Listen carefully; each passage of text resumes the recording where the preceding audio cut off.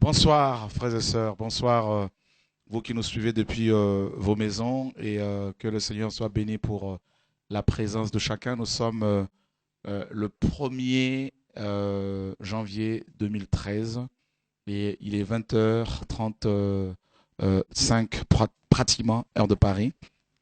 Nous sommes bel et bien en direct, bien sûr, et que le Seigneur soit béni. Donc, voilà, donc alors il y a beaucoup de gens qui nous présentent leurs vœux, hein, donc voilà. Bon, vous savez que moi je ne crois pas trop au calendrier grégorien, donc Entendre la voix du Fils de Dieu.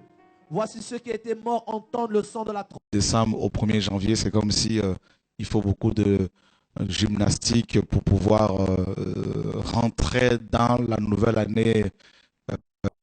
Nous ne croyons pas à ce calendrier, voilà. Donc que le Seigneur soit béni. En tout cas, nous sommes quand même d'après ce calendrier en 2013. Et que Dieu soit béni pour les frères et sœurs qui aiment la vérité. Je sais que vous êtes nombreux, comme d'habitude, à vous connecter, n'est-ce pas, sur TV et Radio de Vie. Et voilà, que le Seigneur soit béni. Alors ce soir, si vous le souhaitez, vous pouvez nous appeler pour nous poser vos questions, hein, des choses que vous ne comprenez pas dans la parole. Et nous allons les partager avec vous. Et nous avons également sur le plateau des frères et sœurs qui vont aussi me poser des questions, certainement aussi à votre place, afin d'approfondir certaines choses. Voilà. Donc plus l'œuvre grandit, donc plus les gens ont besoin d'être éclairés sur pas mal de choses. Voilà. Bonsoir tout le monde. Voilà, donc que Dieu soit béni. Alors on va commencer hein, avec notre sœur Anna. Bonsoir. Bonsoir. Comment vas-tu? Ça va très bien, merci. Ça fait plaisir de te voir avec nous. Ouais. Je suis souvent cachée, c'est vrai, mais ça va, je suis là. Alors, comment tu trouves un peu les choses en ce moment? C'est vrai que avec un petit recul, bon, ça fait maintenant 10 ans un peu plus de 10 ans que je suis dans la vision, et c'est vrai que c'est magnifique en fait ce que le Seigneur fait. On voit des choses en fait pour lesquelles on avait prié il y a très longtemps, et c'est voilà, enfin ça encourage la foi. Ça nous montre en fait que le Seigneur est vraiment à la porte, parce qu'on a vraiment ce sentiment que voilà, l'esprit est pressé de toucher, de guérir, etc. Et c'est vrai que c'est des choses qu'on n'avait pas forcément vues il y a quelques années de cela. Et voilà, donc c'était simplement pour dire, on s'accroche parce qu'il est vraiment plus près de nous que ce qu'on peut croire. Et voilà, il faut juste en fait continuer à marcher dans le chemin que le Seigneur a déjà prévu pour nous et ne pas s'écarter, vraiment être vigilant à notre marche quotidienne en fait, parce que c'est très facile. Enfin, autant la grâce du Seigneur est en train d'abonder vraiment au milieu de nous, et autant c'est très facile aussi de négliger cette grâce et de passer complètement à côté. Donc vraiment, je veux juste encourager tous ceux qui écoutent ce soir en fait voilà. C'est vrai que le Seigneur fait grâce, mais il faut aussi prendre au sérieux cette grâce, ne pas la négliger et rester vraiment ferme sur le chemin que le Seigneur a tracé pour nous en fait. Donc voilà. Waouh, que Dieu soit béni.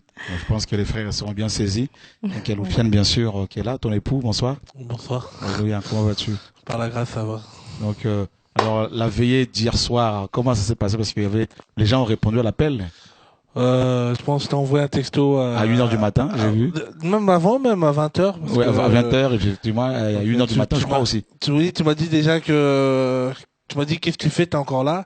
On avait les entretiens ici. Je me suis dit, bon, la veille, elle est à 22h30. Parce que moi, à 20h déjà, on m'a dit qu'il y avait du monde. À 19h30 même. À 19h30, il y avait déjà du monde. Les gens déjà ils commençaient à appeler, venaient nous ouvrir la porte. J'ai dit, Seigneur, mais c'est pas possible.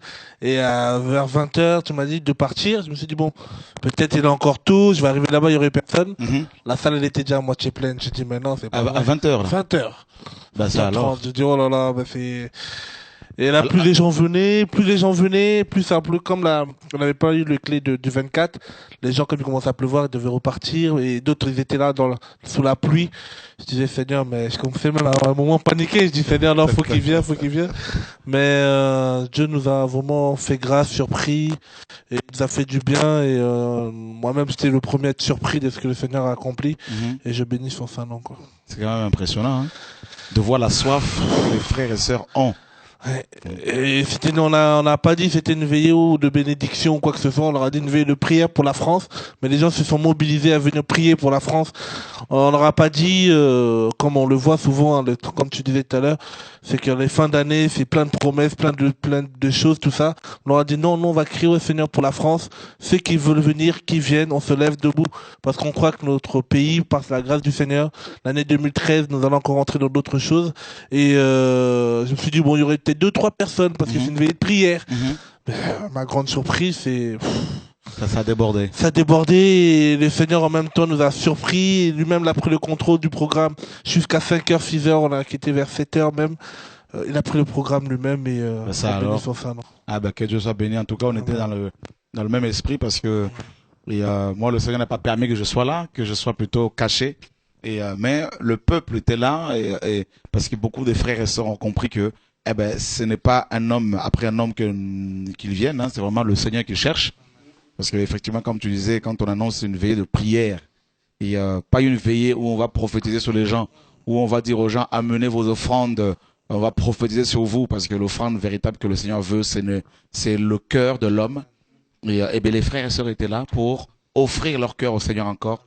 Et puis bon, ceux qui n'étaient pas sanctifiés, il y a eu apparemment des prophéties. C'était terrible. Le Seigneur n'arrête pas en ce moment de... Et la repentance, et les guérisons, des délivrances, des confessions, et aussi les personnes qui... Par exemple, il y a une sœur qui venait des Alpes, je pense. Elle disait qu'elle n'a pas pu assister à la veillée du 21. Et elle crie au Seigneur s'il pouvait avoir quelque chose le 31.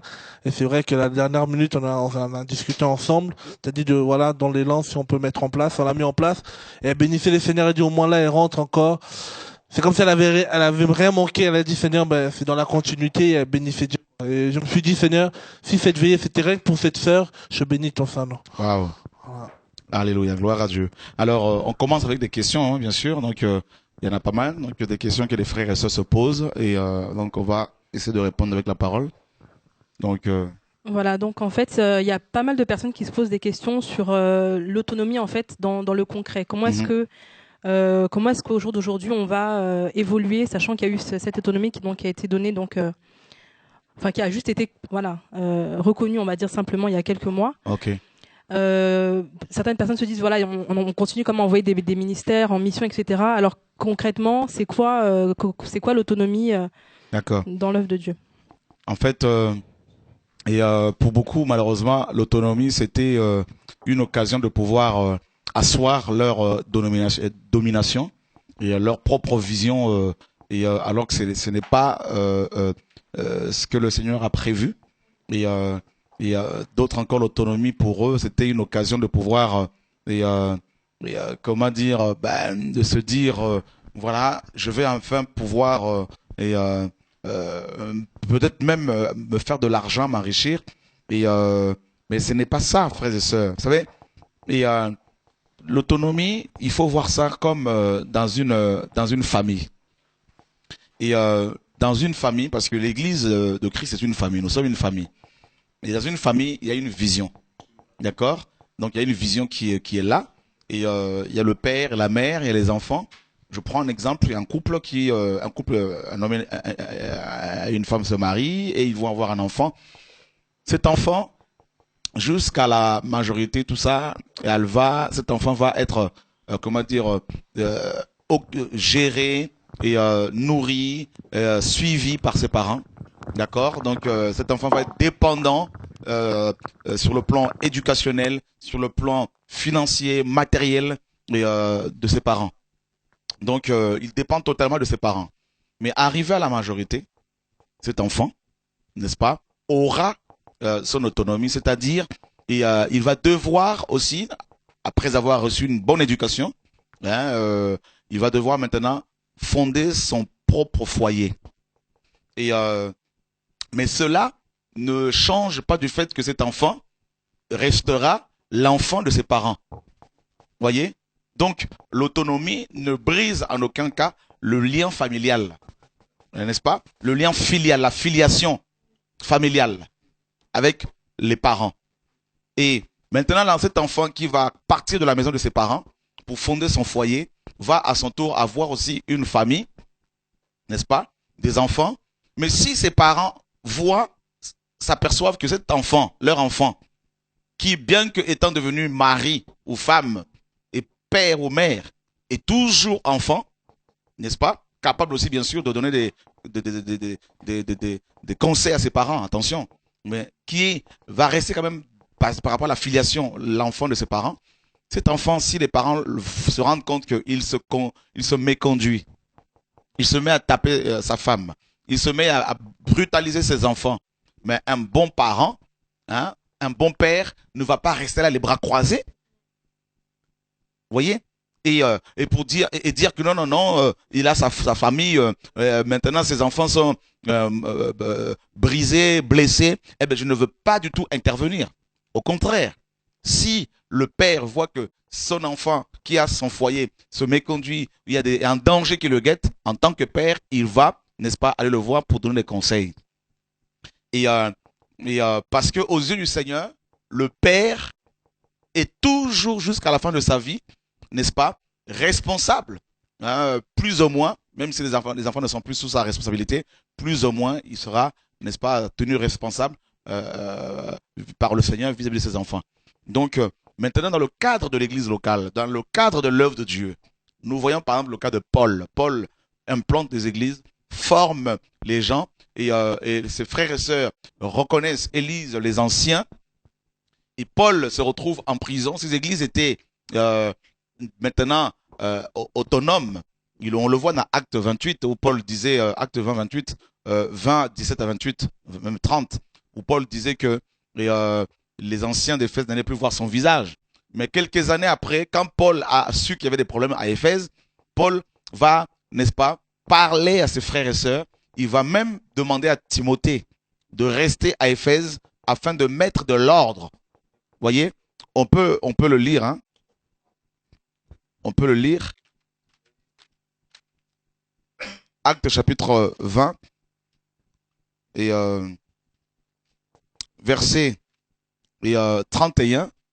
Donc, veillez donc, vous souvenant que durant 3 années, je n'ai cessé nuit et jour d'exhorter avec larmes chacun de vous.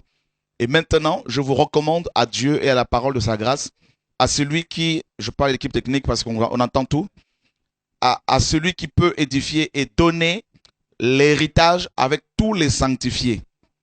Je n'ai désiré ni l'argent, ni l'or, ni le vêtement de personne. Vous savez vous-même que ces mains ont pourvu à mes besoins et à ceux des personnes qui étaient avec moi. Je vous ai montré de toute manière que c'est en travaillant ainsi qu'il faut soutenir les faibles et se rappeler les paroles du Seigneur qui a dit lui-même, il y a plus de bonheur à donner qu'à recevoir. Vous voyez? Et l'apôtre Paul, au verset 36, nous dit la parole, après avoir ainsi parlé, il se mit à genoux et il pria avec eux tous. Et tous se fondirent en larmes et se jetant au cou de Paul, il l'embrassait, affligé surtout de ceux qu'il avait dit qu'il ne verrait plus son visage. Et ils l'accompagnèrent jusqu'au navire. Voilà. Donc, Paul dit aux anciens d'Éphèse, après avoir formé ses frères, il dit qu'il n'allait plus voir son visage. N'est-ce pas? Donc, en quelque sorte, il leur dit, maintenant vous êtes grands, prenez-vous en charge. Occupez-vous de l'œuvre du Seigneur, des brebis du Seigneur. Donc, Paul les laisse, il s'en va. Mais, dans Timothée, 1 Timothée, chapitre 1er. 1 Timothée, chapitre 1er. Donc, nous lisons au verset 3. Je te rappelle l'exhortation que je t'adressais à mon départ pour la Macédoine, lorsque je t'engageais à rester à Éphèse, afin de recommander à certaines personnes, de ne pas enseigner d'autres doctrines, et de ne pas s'attacher à des fables et à des généalogies sans fin, qui produisent des discussions plutôt qu'elles n'avancent l'œuvre de Dieu dans la foi. Voyez? Donc on voit que Paul, après avoir donné l'autonomie aux anciens d'Éphèse, il dit à Timothée, souviens-toi, quand j'étais en Macédoine, hein, je te donne l'exhortation, quand je t'exhortais à Milet, en gros, quand je devais partir pour la Macédoine, et que je te demandais de rester à Éphèse, n'est-ce pas? Donc Paul, quelque temps après, demande à Timothée, il rappelle à Timothée, écoute, rappelle-toi quand j'étais avec vous, avec les anciens, quand j'étais avec toi et les anciens, je te disais qu'il fallait rester là-bas avec eux. Donc Paul a encouragé encore Timothée quelque temps après à rester à Éphèse pour veiller à ce que la saine doctrine soit proclamée. Donc l'autonomie, et bien sûr, c'est le fait de dire aux frères et sœurs, maintenant prenez-vous en charge bien comme il faut, sur le plan financier, sur le plan organisationnel, n'est-ce pas? Mais toutefois, je ne veux pas entendre que les brebis du Seigneur soient dépouillées. Parce que si j'entends que dans une église, les brebis du Seigneur sont menacées, complètement menacées par un ancien, eh bien mes amis, ces anciens ou cet ancien me verra. Parce que si je n'interviens pas, je serai hypocrite et je veux rendre des comptes. Je rendrai des comptes au Seigneur. Moi, je préfère obéir plus au Seigneur qu'aux hommes. Je veux plus avoir la crainte du Seigneur que la crainte des hommes. Donc oui, l'autonomie, c'est le fait de travailler librement, parce qu'il y a toujours eu la liberté, il n'y a pas de problème, de pouvoir travailler sans pour autant me dire, par exemple, parce qu'à l'époque, il y en a qui se disaient, quand ils avaient des pressions, tiens, moi je vais aller voir le frère Chora pour lui remettre les clés. Mais ce ne sera plus le cas. Et par contre, il faut que les anciens travaillent comme la parole l'exige. Et s'il y a une doctrine qui sort de la parole, qui est enseignée, eh bien mes amis, là, on enverra un missionnaire pour mettre de l'ordre. Voilà. Et sachant que la plupart de ces dirigeants dirigent des assemblées qu'ils n'ont pas implantées. Donc c'est un héritage qu'ils ont reçu. Donc je ne vois pas pourquoi on va vouloir régner en maître comme un professeur, comme, je ne sais pas, un bishop. Donc l'autonomie, ce n'est pas la zizanie, ce n'est pas le bazar. Et, donc c'est l'ordre. Voilà. Tant qu'il y a l'ordre, là, il n'y a pas de souci. Et moi, entre-temps, je continue mes programmes de réveil parce que je suis aussi autonome. Voilà. Donc, il n'y a pas de souci. Donc, j'espère que les frères et sœurs ont compris. Donc, l'autonomie, ce n'est pas l'indépendance par rapport à la parole.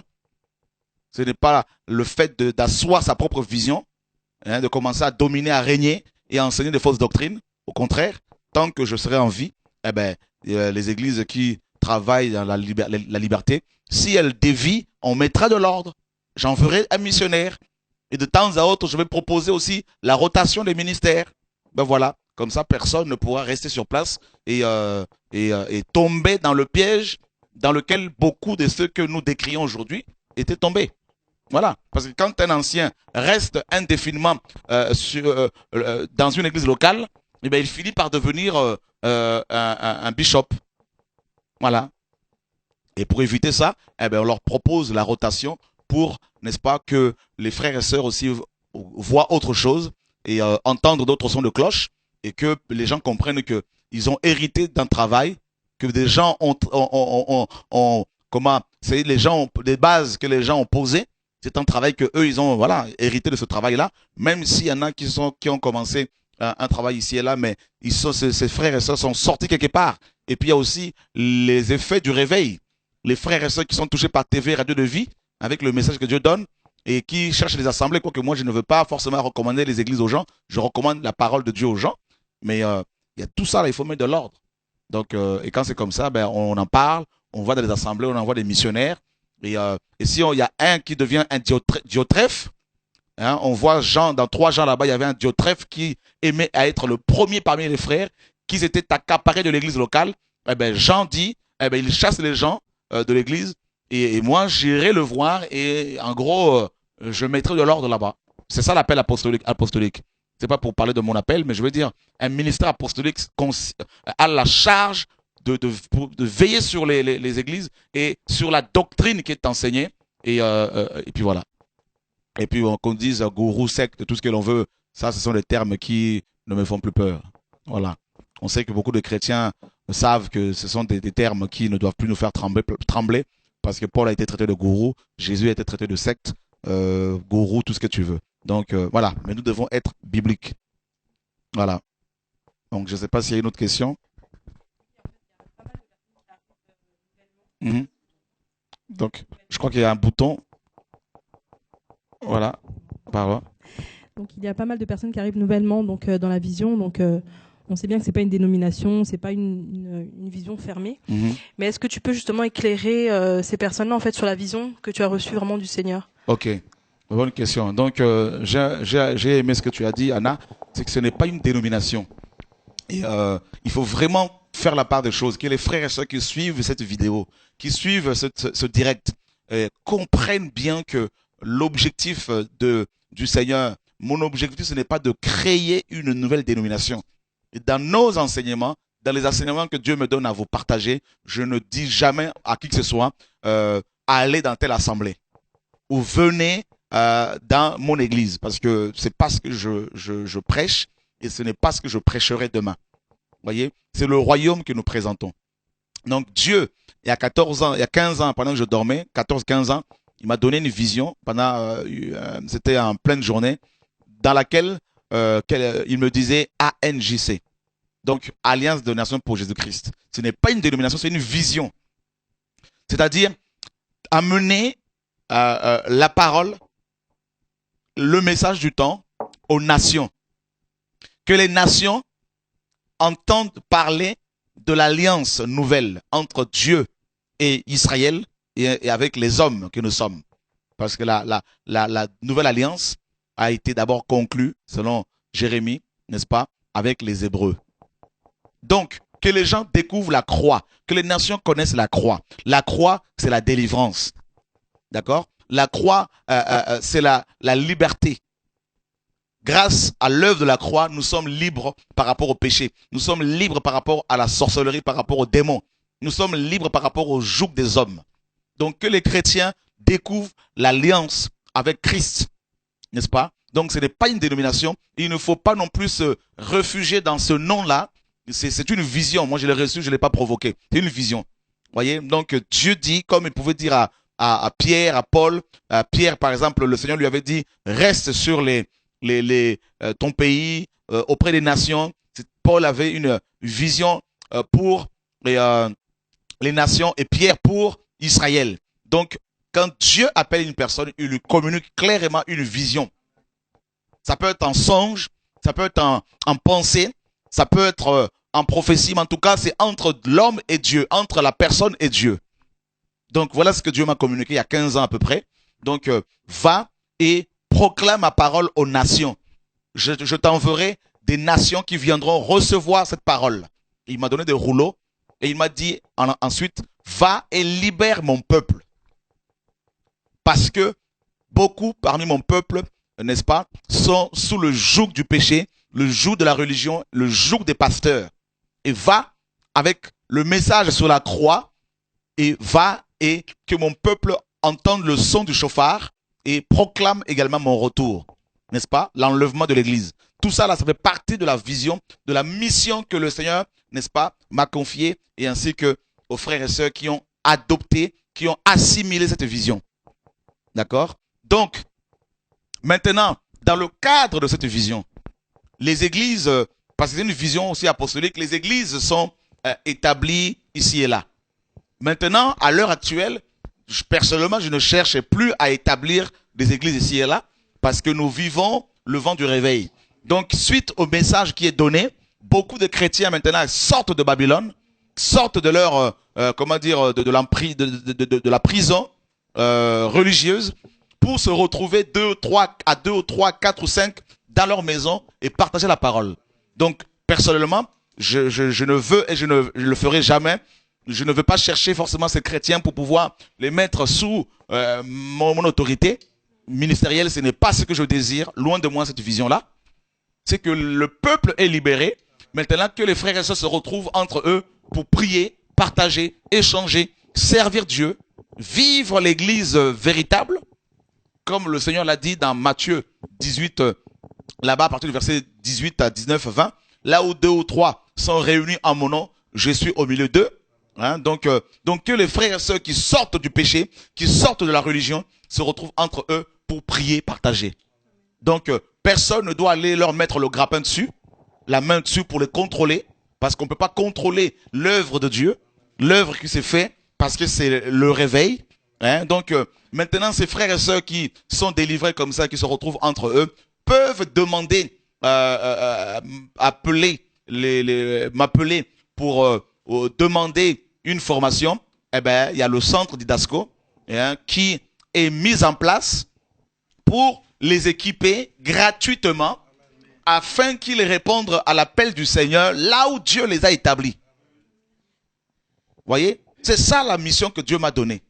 C'est prêcher Christ, révéler Christ, et que les frères et sœurs, suite à cette révélation de Yeshua, la croix également, soient libérés du péché, libérés de la religion, libérés des jougs de leurs pasteurs qui les empêchent, n'est-ce pas, de servir leur Dieu, d'aller voir ailleurs. Et une fois libérés, eh ben, ils peuvent être formés gratuitement, soit par les vidéos, soit par les livres qui sont écrits par les frères et sœurs, soit par le centre Didasco, et gratuitement. Et ensuite, chacun maintenant avec ce bagage pourra aller défendre la sainte doctrine dans sa ville, dans son pays, librement, comme Dieu le conduira. Voyez? Et c'est ça la mission, c'est ça la vision que Dieu me donne. Il y a l'aspect bien sûr social, et ça, Dieu s'en occupe avec des frères et sœurs qui travaillent, comme vous le savez, dans le domaine social pour s'occuper des orphelins, des veuves, des étrangers, des pauvres. Il n'y a pas de souci. Mais ce que Dieu me demande avant tout, c'est de révéler Christ aux frères et sœurs, et afin d'être libérés véritablement de toute forme de joug. Voilà. Et qu'ils ne soient plus comme les Hébreux en Égypte, qui travaillaient pour Pharaon, qui étaient sous l'esclavage et travaillaient durement pour construire des magasins à Pharaon. Que les enfants de Dieu ne soient plus, mes amis, des esclaves au service des pasteurs qui n'ont plus la vision du royaume de Dieu, la vision du ciel, mais plutôt une vision terrestre, une vision du ventre. Vous voyez, la vision du ventre. Donc, c'est ça la vision que le Seigneur donne. Et une vision où l'on ne met pas l'accent sur l'argent, mais sur la personne de Christ. Parce que quand Christ est révélé, les frères et sœurs qui sont délivrés peuvent naturellement, volontairement soutenir l'œuvre de Dieu. Voyez? Et dans cette vision-là, et aussi, nous organisons des réunions de réveil depuis quelque temps, n'est-ce pas? Donc, sur Paris principalement, parce qu'il ne faut pas se disperser, n'est-ce pas? Jusqu'à ce que la mayonnaise prenne bien comme il faut, jusqu'à ce que le travail bien comme il faut prenne, et que les frères et sœurs prennent le feu pour aller partout. Donc, des réunions de réveil. Et ces réunions de réveil, comme on en a organisé, depuis quelque temps, l'année dernière, et comme on a organisé cette grande nuit d'action de grâce le 21 décembre, où il y a eu près de, n'est-ce pas, 2500 personnes. Et merci Seigneur. Donc, de telles réunions seront de plus en plus organisées. Des réunions de réveil, on fait bien la part des choses entre les réunions de l'église locale et les réunions publiques, parce que Jésus enseignait ses disciples dans le secret, à la maison, et aussi la foule, ou je dirais les foules. Dans les foules, il y avait plusieurs foules, hein. Il y avait les pharisiens, les sadducéens, il y avait de tout. Mais ils pouvaient sélectionner, n'est-ce pas, les disciples pour pouvoir aussi les former autrement. Donc, nous faisons bien la part des choses entre les réunions privées d'églises locales et les réunions publiques de réveil où Christ est annoncé avec force, comme c'était le cas le 21. Et lors de ces réunions de réveil, eh ben, je ne veux pas, je ne l'autoriserai jamais que les frères et sœurs qui peuvent venir à cette réunion de réveil se disent, eh ben, parce qu'il y a une foule de gens, eh ben, sur chaque tête, il y a un billet de banque. Parce que si c'est le cas, je veux le dénoncer. D'abord, dans le secret, je vais parler avec. S'il continue, je le dénoncerai officiellement. Parce que je n'ai pas d'amis. Mon ami, c'est Jésus-Christ. Donc, je ne veux pas que les gens se disent, parce qu'il y a une foule de gens, il faut impérativement faire un enseignement sur l'argent afin d'inciter toute cette foule-là à donner, parce que une telle vision est une vision ventrale, une vision charnelle, parce qu'un chrétien rempli de l'esprit ne peut pas, n'est-ce pas, baser sa foi sur la foule, en se disant que parce qu'il y a la foule, il y aura forcément beaucoup d'argent. Parce que Dieu, mes amis, est capable de se servir d'une seule personne pour, n'est-ce pas, donner des finances à un ministère dans le but d'accomplir sa mission. Donc, nous ne voulons pas nous baser sur la foule pour avoir l'argent, mais nous voulons compter sur notre Dieu qui a toujours été fidèle depuis ma conversion. Ça veut dire depuis 27 ans, Dieu m'a toujours soutenu financièrement. Et je ne changerai pas de message parce que les foules viennent. Parce que certaines personnes se disent, il faut profiter pour parler de l'argent. Non. Nous voulons rester sur la vision. Je me suis toujours dit, plus Dieu va élever ce travail, plus je veux m'attacher à la parole de Dieu. On n'a pas vu Jésus faire des réunions devant des foules et en même temps se dire aux disciples, c'est une bonne occasion de pouvoir faire une offrande. Nulle part dans les évangiles où on a vu Jésus, devant les foules de personnes, dire aux apôtres, eh bien, comme il y a les foules des gens, il y en a plusieurs, hein, il y en avait plusieurs, eh bien, comme il y a la foule qui est là, eh bien, Pierre, Jacques et Jean, préparez-vous parce qu'on va pouvoir maintenant amasser. Pourtant, il avait des trésoriers. Pourtant, il avait une trésorerie qui était tenue par Judas. Voyez? Mais les personnes qui soutenaient ce ministère, c'était plus les femmes. Marie de Magdala, voyez, Marie, mère de Marc, et Luc chapitre 8, versets 1 à 4 nous en parle. Et quant à la foule, Jésus même, n'est-ce pas, les nourrissait, ces hommes et ces femmes. Dans Jean chapitre 6, on le voit.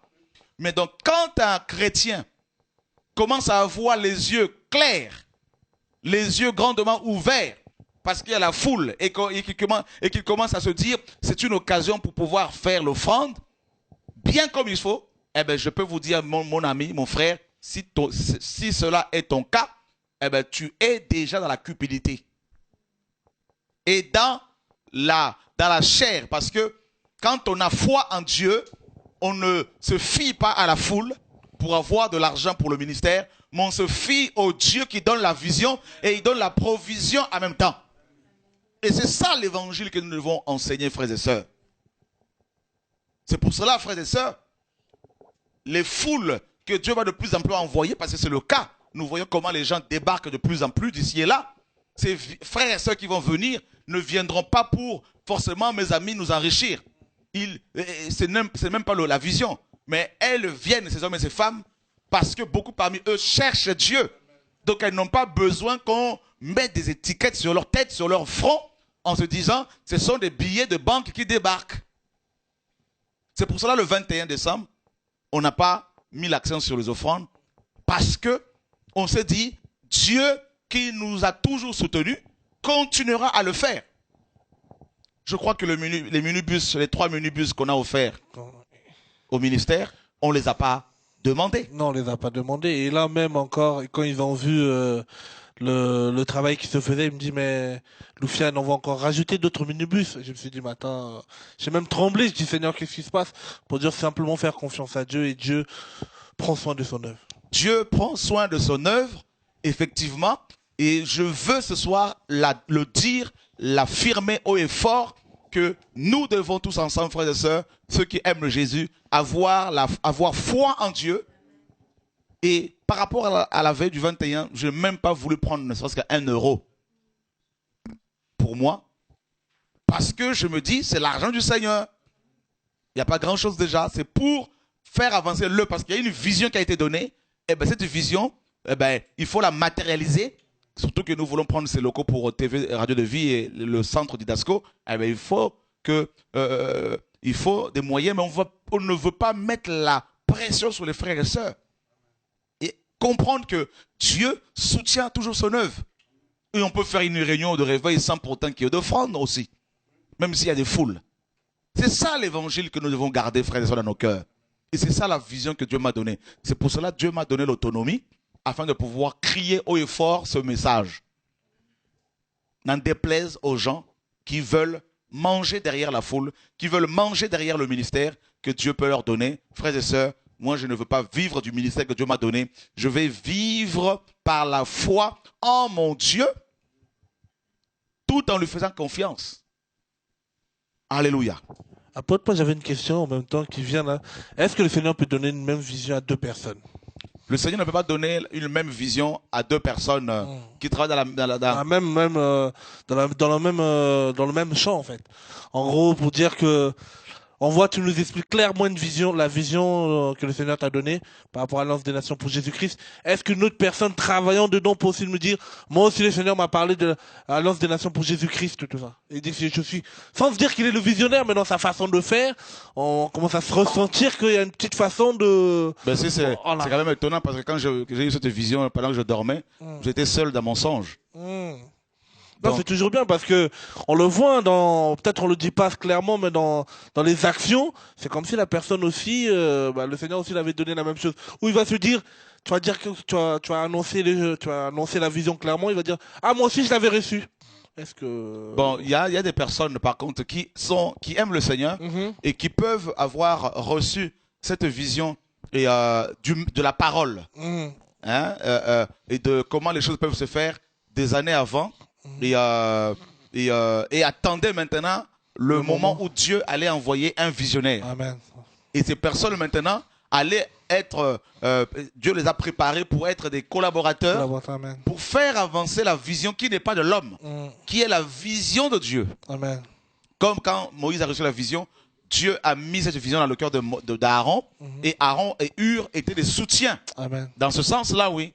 Mais dans le sens de dire, bon, laisse-moi prendre ta place, il n'y a pas de place à prendre. Déjà. Et voilà, donc et la place que l'on peut prendre, c'est mon cœur. Donc moi, je préfère garder mon cœur pour moi parce que je ne veux pas quand même me faire, mes amis, opérer pour enlever mon cœur afin de le donner à quelqu'un pour qu'il ait la vision. Donc c'est pas ça. Donc, et puis, voilà, les choses doivent être clairement expliquées, comprises par les frères et sœurs parce que au jour d'aujourd'hui, par exemple, cette vision touche beaucoup de personnes. On ne peut plus compter le nombre d'églises. Et ces églises ne nous appartiennent pas, appartiennent au Seigneur. Et donc, ces réunions de réveil qui sont organisées par le Saint-Esprit, c'est des réunions libres où les gens peuvent venir pour prier, partager. Des gens qui veulent voir la gloire de Dieu, qui veulent prier pour la France, pour l'Europe, pour le réveil de l'Ecclésia. Parce que c'est ça la vision aussi. Réveiller l'Ecclésia pour lui dire que Yeshua vient. Donc, et on n'est pas le seul ministère à proclamer ces choses-là. Attention, il y a plein d'autres frères et sœurs dans le monde entier qui ont reçu les mêmes choses. Donc maintenant, Pierre, par exemple, a reçu la vision pour révéler Christ aux Juifs. Galates 2 nous en parle. Paul avait reçu la même vision, mais pour les gentils, les païens. Donc c'est la même vision, mais avec des champs missionnaires différents. Donc Paul pour les nations, Pierre pour les Juifs. Mais les deux apôtres révélaient Christ dans leur prédication. Donc il n'était pas divisé, mais chacun respectait le champ missionnaire de l'autre. Voyez? Donc si Dieu nous établit, par exemple, ici en France, il y a des gens comme Howard en Afrique, et d'autres encore aux États-Unis, d'autres encore en Belgique, d'autres. Mais chacun doit respecter le champ missionnaire de l'autre. Et c'est ça la parole de Dieu. Donc Paul le dit clairement dans les Écritures, dans 2 Corinthiens chapitre 10. Il dit, nous ne dépassons pas nos limites. Nous ne travaillons pas dans le champ des autres. Et c'est ça le message qu'il faut que les frères et sœurs comprennent. Donc présentement, Dieu me dit, crie à plein gosier et ne te retiens pas. Dis à mon peuple que je reviens, que mon peuple se sanctifie pour mon retour, que l'épouse se réveille. Dis à l'épouse de se lever, de se réveiller. Donc c'est pour cela qu'il y a ces réunions de réveil.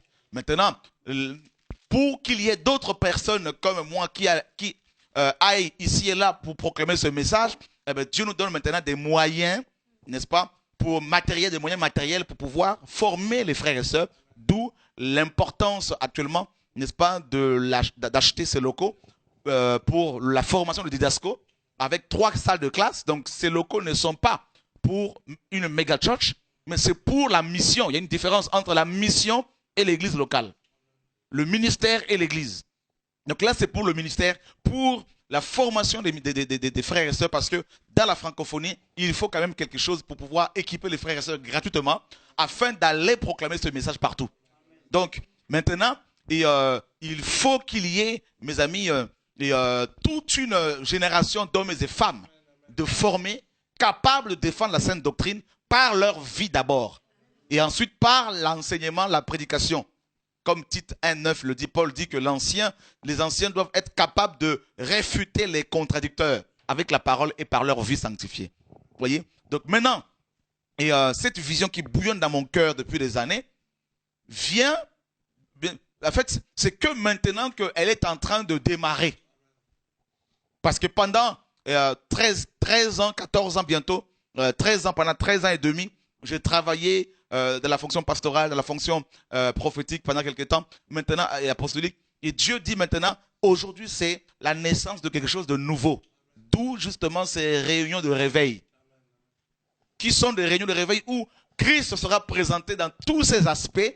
Les frères et sœurs qui viennent du monde entier, qui viendront de plus en plus du monde entier, ne seront pas là ne viendront pas pour se faire encore dépouiller, mais viendront pour recevoir la parole, viendront pour partager leur expérience avec nous, viendront pour s'encourager, pour être encouragés et nous encourager afin de repartir avec le message, avec la parole. Donc, c'est toute personne qui verra cette foule, qui verra une occasion dans ces réunions de réveil pour pouvoir se faire de l'argent, ou demander, cette personne-là sera d'abord avertie, comme la parole le dit, dans les coulisses. Si elle persévère, mes amis, sur TV Radio de Vie, on va l'exposer. On va l'exposer. Et vous savez, je vous dis une chose, frères et sœurs, je deviens de plus en plus déterminé à défendre les saintes doctrines et à dire toute la vérité afin que les frères et sœurs soient délivrés du péché, délivrés de l'ignorance, délivrés des jougs des hommes, pour que l'ordre revienne dans nos cœurs, dans nos assemblées, afin que, mes amis, le nom de notre Dieu soit glorifié. Voilà l'évangile que Dieu, mes amis, nous confie. C'est ça la mission qui bouillonne personnellement dans mon cœur depuis quelque temps, et ça ne me laisse pas tranquille. Il faut absolument partager ces choses-là aux frères et sœurs. Donc, il n'y aura pas cette vision de jet privé à la Benny Hinn ou encore à la, je sais pas, à la Kenneth Copeland pour encore aller mettre la pression sur les chrétiens pour nous payer, n'est-ce pas, le kérosène. Donc, et ça, on ne veut pas de cette vision, on veut rester dans la vision de la simplicité de la parole, la vision que Paul avait. Voyez, frères et sœurs, j'ai pas vu Paul s'exciter en voyant la foule en se disant c'est une occasion pour pouvoir faire une bonne offrande, pour bien expliquer les choses aux frères et sœurs afin d'amasser l'argent pour la mission. Non, non, non. Paul avait confiance en Dieu. Vous savez, je vous dis une frère et sœurs, je vous dis une chose. Élie, le prophète de Dieu, quand il y a eu la sécheresse en Israël, Dieu ne l'a pas envoyé auprès de la foule pour être soutenu financièrement dans ce ministère. Dieu l'a envoyé auprès d'une veuve de Sarepta, une veuve sidonienne. Vous vous rendez compte, frères et sœurs, étrangère, une veuve. À l'époque, les veuves étaient pauvres. Et cette veuve avait un enfant et elle était en train de préparer son dernier repas. Et c'est auprès de cette dame que Dieu enverra son prophète Élie pour être soutenu financièrement. Et avant de l'envoyer là-bas, Dieu va nourrir son prophète en lui envoyant des corbeaux matin et soir pour le nourrir. Vous voyez, frères et sœurs, et ça c'est terrible. Dieu n'a pas envoyé une armée de corbeaux. Dieu a envoyé un corbeau pour le nourrir matin et soir. Donc nous devons être dans le message, nous devons être dans la vérité et non commencer à se concocter des visions personnelles parce qu'on a on a besoin d'argent et on commence à sortir de la saine doctrine, mes amis, pour commencer à rentrer dans l'évangile de la prospérité où l'on veut que les chrétiens nous nourrissent, nous soutiennent financièrement parce que nous sommes à plein temps. Ça fait plusieurs années que je suis à plein temps dans l'œuvre du Seigneur, frères et sœurs, mais je ne veux en aucun cas être un poids sur les frères et sœurs pour être nourris. S'il faut passer la nuit avec de l'eau, je le fais avec ma femme et les enfants pour rester dans le message du temps. C'est ça l'évangile. Même si on veut nous faire croire que nous avons 1000 villas, 5 villas, tout ça, même si c'est le cas, frères et sœurs, je ne vais pas parler de ma propre vie, mon père, s'il était riche ou pas, ça c'est une autre affaire. Voilà. Mais restons dans le message, restons dans la parole, dans l'évangile. Parce que quelques personnes peuvent se dire, ah ben c'est une occasion maintenant de parler de l'argent comme le frère Chora n'aime pas parler de l'argent ouvertement. Frères et sœurs, mais mon message ce n'est pas l'argent, mais Jésus n'est pas mort à la croix pour que quelqu'un ait le message centré sur l'argent. Ce n'est pas le message ça. quand Moïse avait reçu la vision pour construire le tabernacle, il en a parlé au peuple. Et comme la vision venait du Seigneur, le peuple a soutenu naturellement, sans pression. Il y a eu un appel que Moïse avait fait et le peuple a donné. Quand Moïse avait estimé que l'argent était suffisamment donné, tout ce qu'il y avait à donner, l'offrande était suffisante, Moïse a dit au peuple, n'apportez plus rien. Comme lorsqu'on nous a volé le matériel de TV de vie, les caméras, pour 5 000 euros, donc 6 000 euros à peu près de matériel qu'on nous a volé, eh ben, on a parlé aux frères et sœurs que vous êtes, et beaucoup ont soutenu, et on vous a dit arrêtez d'envoyer de l'argent pour l'achat de ce matériel, parce que nous avons eu assez. Et c'est ça l'évangile. Mais on ne doit pas maintenant dire, non mais il ne faut pas annoncer, il ne faut pas dire, parce qu'il faut qu'il continue à donner, mais c'est du mensonge, c'est du vol. Parce qu'on a fait un appel et une demande aux frères et sœurs qui nous soutiennent, et ils ont répondu à l'appel. Maintenant, quand il y a assez, il faut savoir dire aux frères et sœurs, il y a assez. C'est ça l'évangile. Et les frères et sœurs vont être confiants. Ils vont se dire, au moins il y a des gens qui sont corrects. Mais soyons corrects jusqu'à la fin. Soyons intègres jusqu'à la fin, c'est possible. Frères, c'est terrible. Quand on se met à plein temps dans l'œuvre et que petit à petit on s'attend aux enveloppes des frères et sœurs dans les coulisses, ça s'appelle la cupidité, ça s'appelle la dépendance des hommes vis-à-vis des hommes. Et quand c'est comme ça, on va commencer à moins parler de la vérité parce qu'on est soutenu par les hommes qui nous empêchent maintenant, qui nous intimident maintenant afin de ne pas dire la vérité totalement. Et quand ces personnes se soutiennent, ces partenaires financiers, tombent dans un péché et on a peur de leur dire la vérité parce qu'on se dit, ils ne vont plus nous soutenir. Voilà comment on arrive à museler les prophètes. C'est pour cela que Deutéronome chapitre 16, verset, mes amis, 20 nous dit que les présents aveugles. Deutéronome chapitre 16. Le verset et 19. Tu ne porteras atteinte à aucun droit. Tu n'auras point égard à l'apparence des personnes et tu ne recevras point de présents, car les présents aveuglent les yeux des sages et corrompent les paroles des justes. C'est pour cela que c'est mieux de travailler pour gagner sa vie honnêtement et garder son salut. Parce que le plus important, c'est le salut qu'il faut garder jusqu'à la fin. Ah oui, mes amis. Ah oui. Donc, c'est ça le message, frères et sœurs. Parce que la tentation, elle est là. Quand des foules comme ça viennent maintenant, comme nous sommes en train de le voir, la tentation Satan peut maintenant commencer à mettre des grains de cupidité dans les cœurs des uns des autres. Et c'est comme ça que petit à petit, on bascule et on passe à un autre évangile. Comme Paul disait aux Galates, je m'étonne que vous, n'est-ce pas, détourniez promptement de celui qui vous a appelé à sa parole pour passer à un autre évangile. Vous voyez, frères et sœurs, et 1 Timothée chapitre 6 nous dit que, 6 verset 10, l'amour de l'argent est la racine de tous les maux. Ben voilà. Et c'est un exercice difficile, mais chaque jour, le chrétien qui veut aller au ciel doit éduquer son corps, sa chair, le discipliner pour ne pas tomber dans le piège. Vous voyez, frères et sœurs, parce qu'il y en a qui peuvent se dire, avec cette foule-là, donc le frère Chora, ça fait beaucoup d'argent. Frère, c'est faux. C'est faux. C'est faux. D'abord, les églises sont autonomes, et, même sur le plan financier, donc ne sont pas là en train de m'envoyer quoi que ce soit.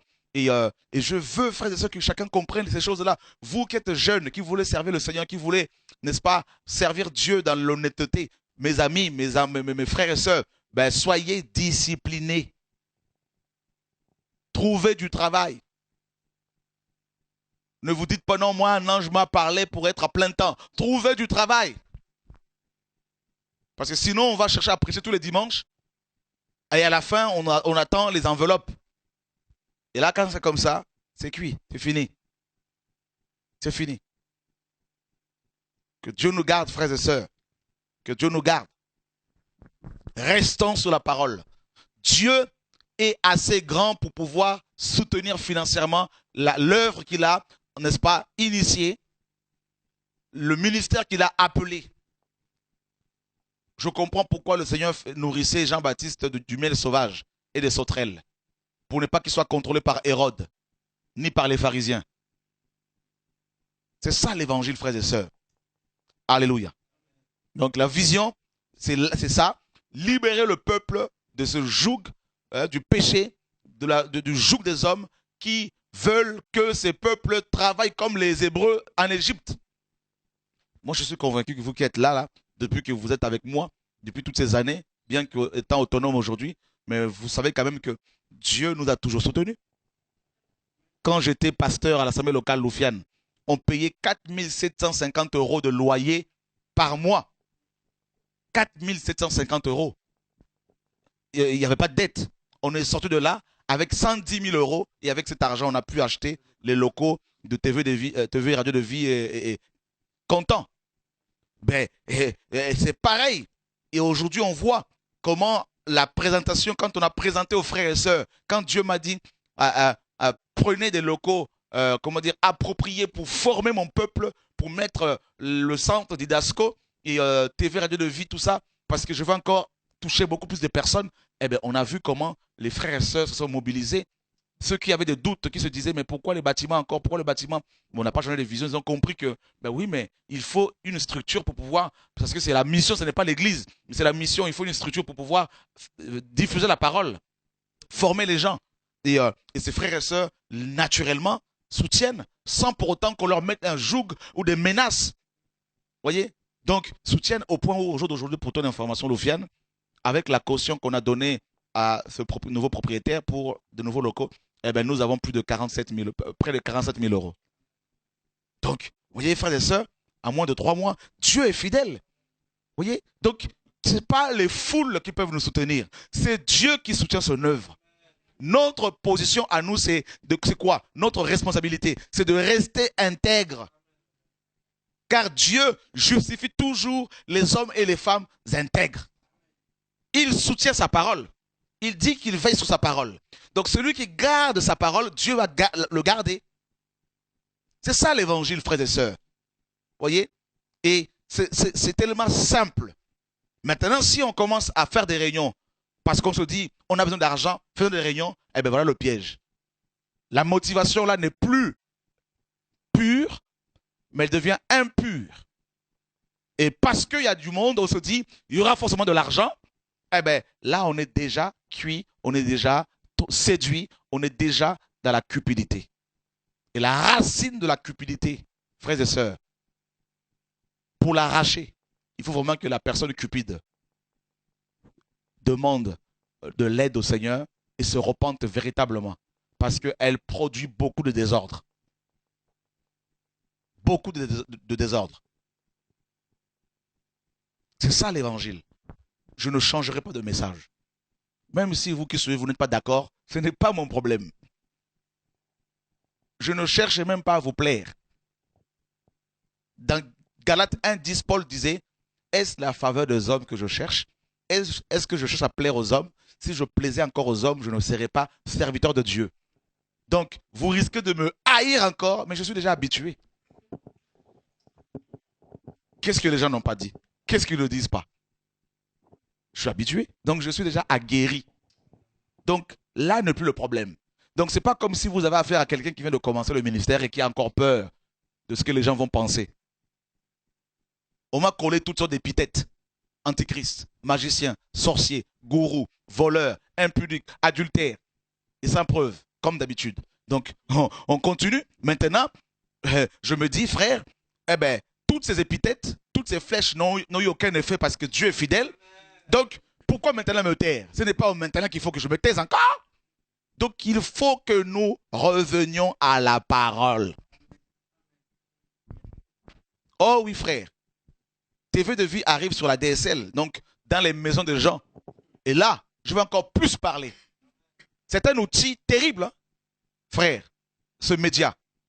Donc nous nous en servons maintenant pour dire la vérité et dire aux frères et sœurs qui ont des ambitions personnelles, attention, parce que s'il y a des couacs, nous allons vous dénoncer ouvertement. Au nom de Jésus-Christ de Nazareth. Comme ça, tout le monde va se tenir à carreau afin que Dieu soit glorifié et que les âmes soient délivrées. Je dis, tant que Dieu me prêtera le souffle de vie, aucune âme, frère, ne sera dépouillée par qui que ce soit, au nom de Yeshua. Aucun ancien fidèle à la parole, aucun ministère qui est formé ici et qui sert Dieu dans la fidélité ne sera, mes amis, dépouillé par qui que ce soit. Parce qu'il y a aussi des chrétiens qui viennent dépouiller les dirigeants. On connaît. Quand il y a des réunions, ils viennent et puis ils veulent soumettre leurs projets, leurs plans, leurs besoins tout le temps financiers. Voyez, mes amis, nous devons rester bibliques. Tout le monde doit être dans l'ordre. Tout le monde doit être dans le message. Néanmoins, les vrais enfants de Dieu, frères et sœurs. Voilà. Que Dieu, le Dieu de la Bible, soit béni. Frères et sœurs, la Bible dit que, vous savez, je vais vous dire une chose. Un homme qui tombe amoureux d'une femme, a-t-il besoin que quelqu'un lui fasse un enseignement sur comment offrir un cadeau? Honnêtement, mais c'est ça le message. Si vous tombez amoureux de Jésus, est-ce que vous avez besoin qu'on vous fasse un enseignement sur l'argent? Ou est-ce que vous avez besoin que l'Esprit lui-même vous dise, cette vision est de moi? Eh bien, soutenez. C'est ça l'évangile. Il faut que nous changions de mentalité, que nous arrivions à un autre niveau où l'on peut organiser des réunions dans un stade sans faire d'offrande. Ça va arriver. Mais prends le micro. Prends le micro.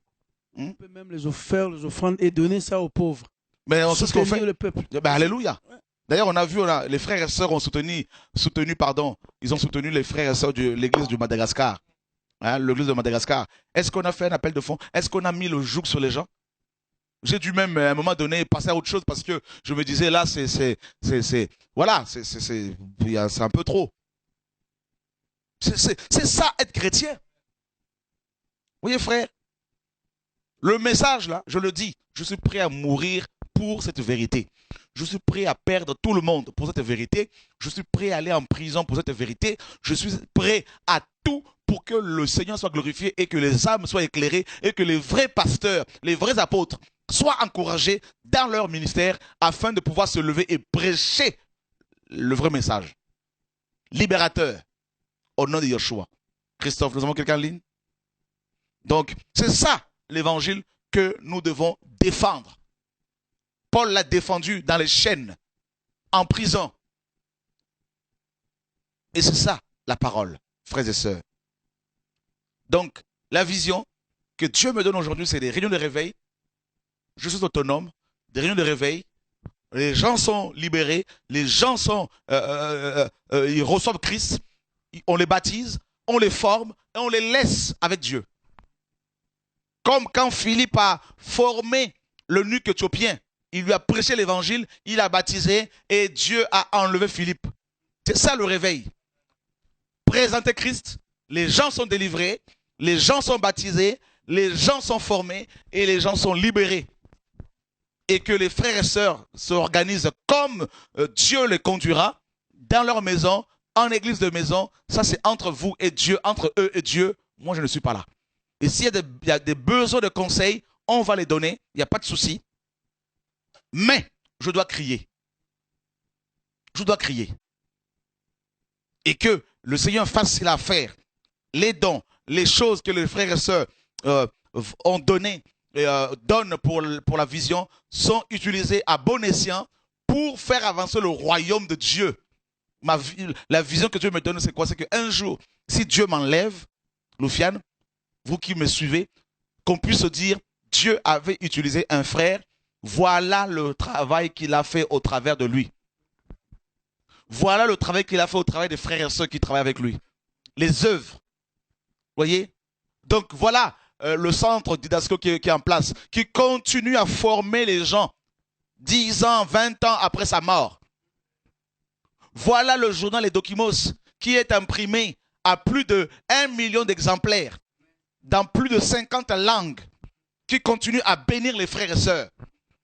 Voilà TV de vie qui a été mise en place, qui continue à diffuser dans le monde entier et qui gagne de plus en plus d'âmes.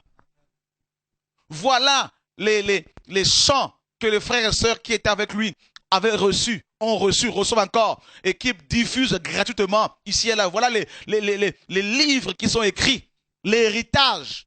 Voilà les frères et sœurs qui sont formés par ce ministère, qui ont été formés et qui sont devenus des apôtres, des prophètes, des docteurs, des évangélistes, n'est-ce pas? Et qui vont en Chine, qui vont aux États-Unis, au Canada, qui vont en Inde, qui vont en Afghanistan, qui vont à RDC, qui vont en Belgique, qui vont au Luxembourg, qui vont en Suisse, qui vont au Canada, qui vont en Allemagne, qui vont en Angleterre, en Suède, qui vont au Danemark, partout pour diffuser la parole qui avait été révélée à cette époque.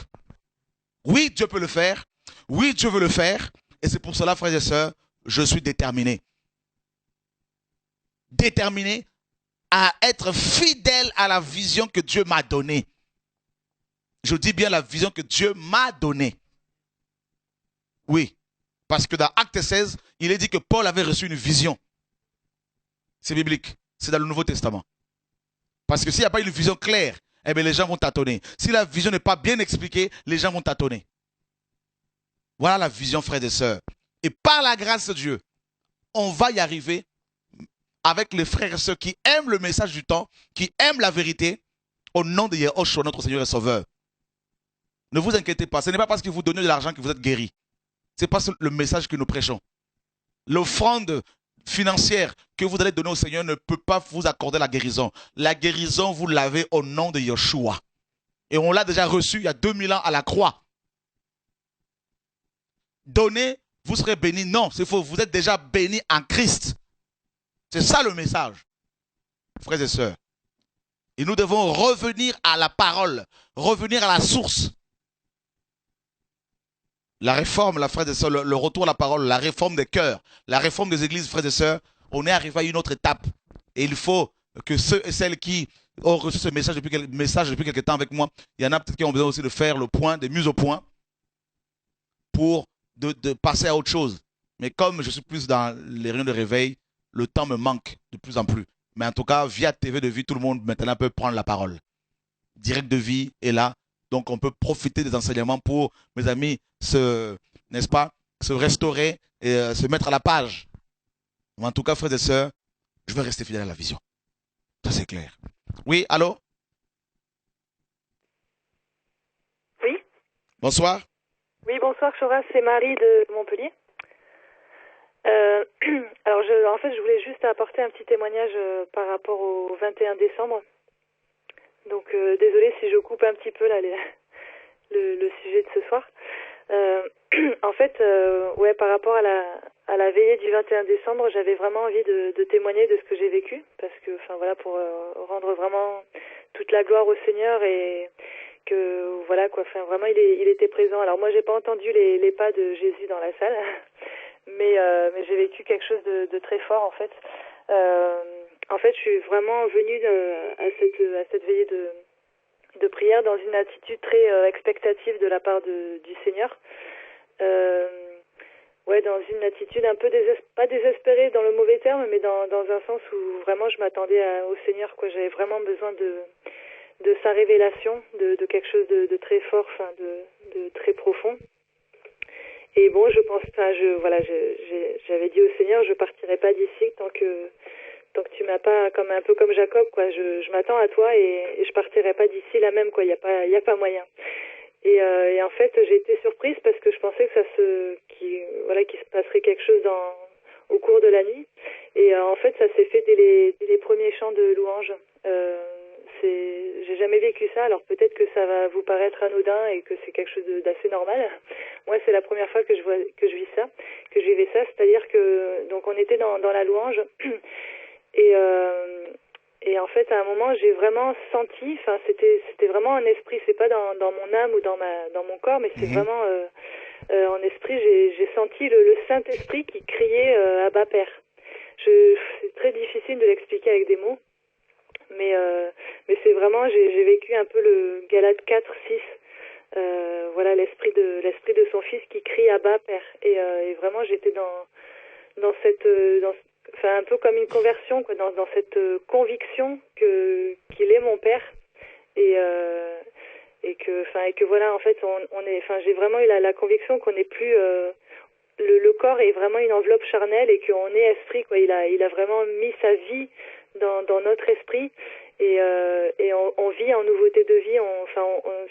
En fait cette conviction du Père, du cœur du Père est vital en fait, parce que ça nous permet d'être complètement détaché de cette vie sur terre et de dire mais Seigneur, fais ce que tu veux, parce que de toute façon ce corps m'appartient plus, cette vie ne m'appartient plus, et ma vie est cachée en Christ.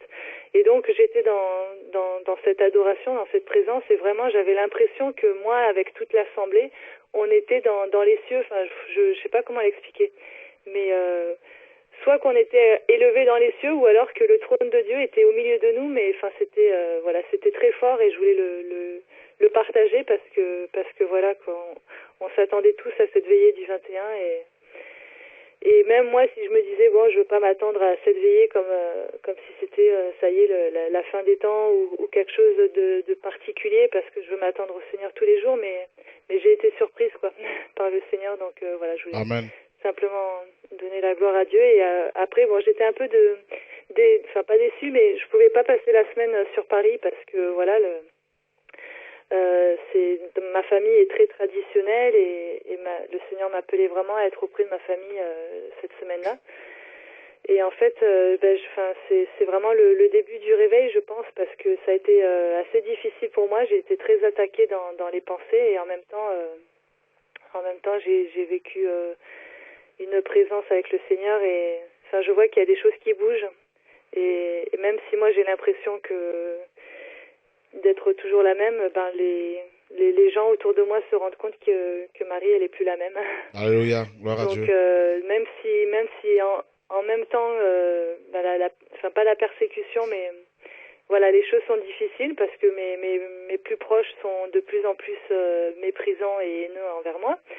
Mais en même temps, voilà, le Seigneur touche les cœurs, ceux des personnes auxquelles je m'attends pas forcément, mais le Seigneur est à l'œuvre. Et voilà, après j'ai pu en fin de semaine écouter un ou deux directs, et ouf, tout de suite ça m'a fait beaucoup de bien, ça m'a replongé vraiment dans la présence de Dieu, parce que voilà, c'est. Alléluia. Et en même temps, je voudrais juste, pour finir, témoigner, dire qu'on parle beaucoup, je sais pas si c'est un cliché, en tout cas moi c'était un cliché un peu dans ma tête, que la sorcellerie c'est avec les Noirs en Afrique et tout ça. Mais moi en fait, ma famille c'est la France profonde rurale, et en fait le Seigneur m'a vraiment ouvert les yeux sur des pratiques très occultes dans ma famille. Alors j'étais au courant de certaines choses, mais je me suis vraiment rendu compte que dans les campagnes profondes de la France rurale, il y a beaucoup de sorcellerie, beaucoup de guérisseurs, de rebouteurs, de choses comme ça. Donc ça fait assez froid dans le dos, parce que je me dis Seigneur, tu m'as montré tout ça pour que je me mette à l'action, quoi. J'ai une responsabilité par rapport au salut de ma famille. Donc voilà, la sorcellerie, c'est pas qu'en Afrique, c'est partout, et il faut vraiment qu'on ouvre les yeux, parce que c'est extrêmement subtil, mais c'est là, et en même temps, ça me réjouit, parce que je me rends compte que les gens ont soif de spiritualité, mais ils savent pas forcément, ou ils veulent pas forcément aller à la bonne source. Donc il y a du boulot. Et juste pour finir, je veux pas monopoliser la parole, mais hier soir, en fait, je pensais qu'il y avait pas de direct, donc j'ai pas écouté. Et ce matin, j'ai été dans l'étude de Genèse, et je l'ai lu. Enfin, vraiment, je rends grâce à Dieu, parce que j'avais jamais lu de cette manière-là. Et il m'a vraiment montré en fait à quel point il est le Dieu de la vie, la victoire sur la mort, et par rapport à la vie. En fait, quand j'ai écouté après la rediffusion du direct ce matin, vraiment j'ai halluciné, parce qu'on est vraiment c'est le même esprit qui nous conduit. Donc Amen. j'étais vraiment émerveillée. Puis Genèse 1-2, en fait, je l'ai reçu par rapport à ma famille, que la terre était informe et vide. Il y avait des ténèbres à la surface de l'abîme, mais l'Esprit de Dieu planait au-dessus des eaux. Et en fait, ça me parle aussi par rapport à la France, que l'état de mort spirituelle, et en même temps l'Esprit est là, il est au-dessus, et un peu comme menaçant pour les ténèbres, quoi. Donc il va se passer quelque chose, et je m'attends vraiment par la foi, parce que vraiment le Seigneur nous apprend à ne pas nous attarder à ce qu'on voit, à ce qu'on ressent, mais par la foi, je m'attends à des grandes choses cette année pour la Amen. France et les nations, et pour ma famille. Gloire à Dieu. Merci Marie, Voilà. en tout cas, Soyez que Dieu soit bénis, béni. soyez fortifiés, encouragés. Merci, merci. Au revoir. Merci. Au revoir, à bientôt. Voilà, mes amis. Donc, on finit avec la vision là, dans Actes chapitre 19. Et au verset 8, ensuite Paul entra dans la synagogue où il parla librement. Pendant 3 mois, il discourut sur les choses qui concernent le royaume de Dieu, s'efforçant de persuader ceux qui l'écoutaient. Mais comme quelques-uns restaient endurcis et incrédules, décriant devant la multitude la voix du Seigneur, il se retira d'eux, sépara les disciples et enseigna chaque jour dans l'école d'un nommé Tyrannus. Cela dura 2 ans, de sorte que tous ceux qui habitaient l'Asie, juifs et grecs, entendirent la parole du Seigneur. Donc, c'est ça, c'est la formation des frères et sœurs, l'équipement des frères et sœurs, donc fait partie de cette vision. Dès sa naissance, le Seigneur m'a dit, il faut former mon peuple, il faut équiper mon peuple. Donc, des années après, il nous a fait mettre, n'est-ce pas, en place le centre de formation d'Idasco. Et voilà, donc, et beaucoup de personnes veulent s'y inscrire pour être formées et équipées gratuitement afin de répondre à l'appel. Donc, ça, il n'y a pas de problème pour ceux et celles qui veulent vraiment le faire. Et comme vous le savez, nous organisons pour avoir des dortoirs afin d'héberger certains étudiants qui nous viendront de loin. Et puis, donc, c'est vraiment important la formation, l'équipement. Et voilà, donc, nous voulons également atteindre les nations, bien sûr. Donc, on ne veut pas d'une vision sectaire, d'une vision exclusivement, africaine, française, européenne. Ce sont les nations et que Dieu veut toucher. Voilà, donc la preuve, on l'a eu le 21 décembre, des gens qui suivent TV et Radio de Vie de par le monde et qui sont venus pour nous dire, attention, nous sommes là. Nous sommes là, nous aimons le Seigneur, nous voulons marcher avec le Seigneur dans la vérité. Donc, vous voyez bien vous-même que beaucoup de ces frères et sœurs qui sont venus de loin ont été pour nous, ils ont été pour nous une source d'encouragement, de confirmation que l'œuvre maintenant, mes amis, du Seigneur n'a jamais eu de barrière et ne doit pas être enfermée dans une vision congolaise, africaine. Donc, c'est vraiment les nations. Donc, c'est pour cela que par rapport à cette vision, frères et sœurs, c'est chaque peuple, chaque enfant de Dieu peut, mes amis, être encouragé, peut être formé.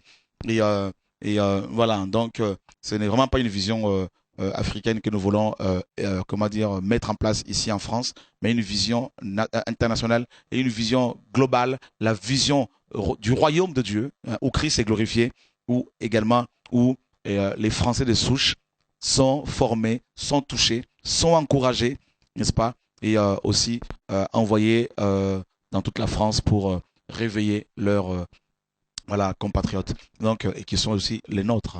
Voilà, donc il n'y a pas de souci. Donc je ne sais pas, je pense que par rapport au drapeau, oui, il y a des personnes qui se disent, mais le frère Chora a dénoncé les drapeaux, mais pourquoi est-ce qu'il y a eu de drapeau le 21?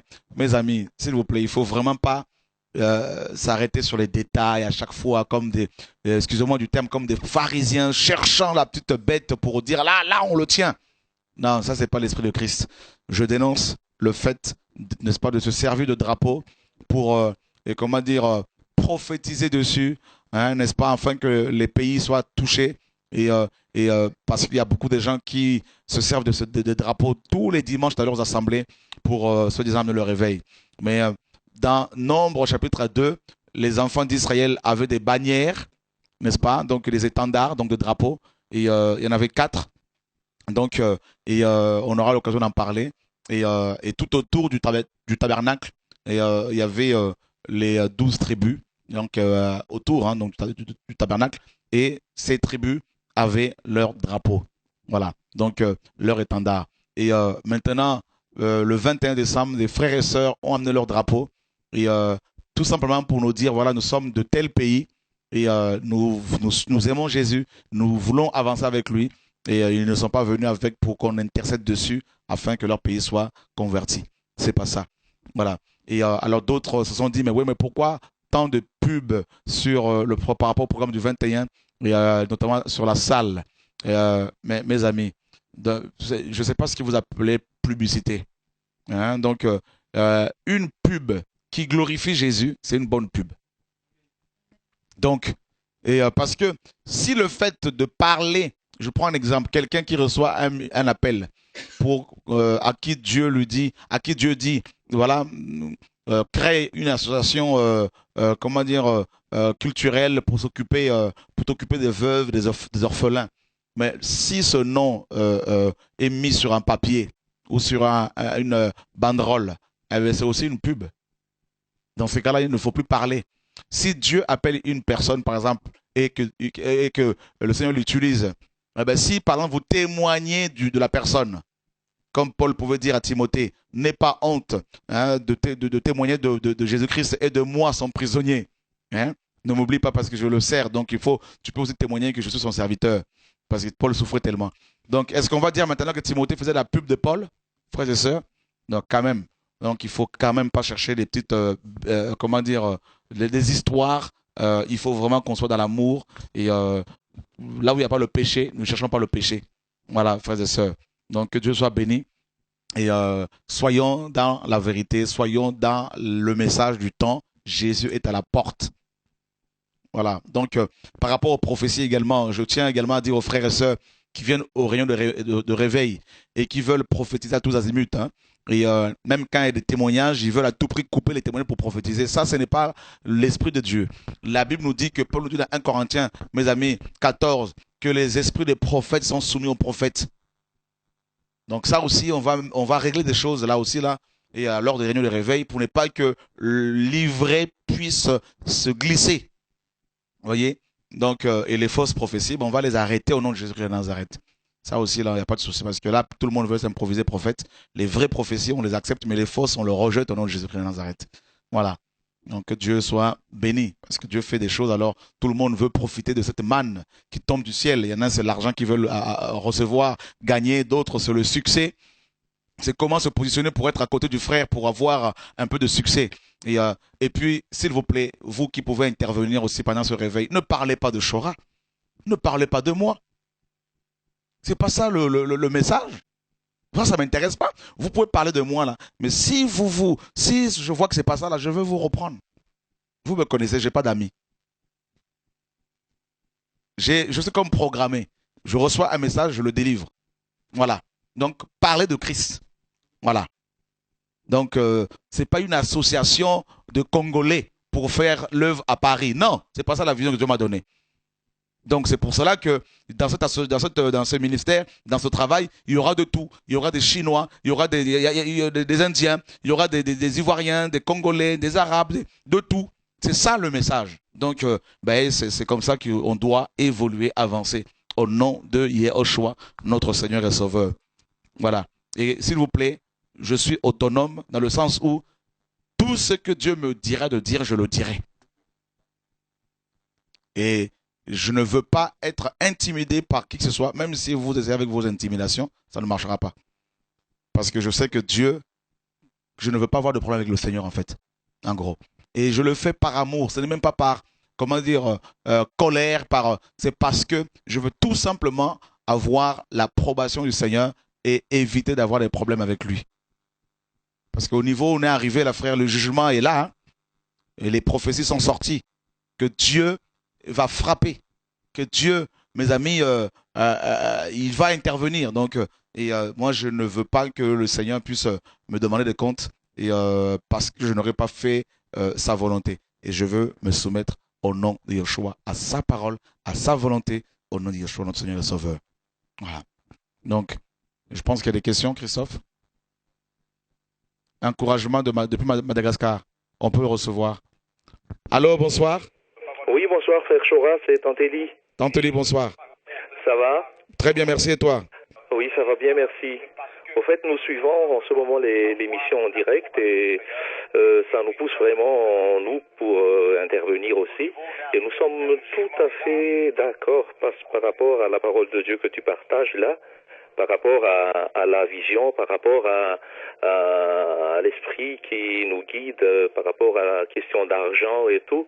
Et nous sommes tout à fait convaincus de tout ça. Et je voudrais t'encourager, toi et toute l'équipe.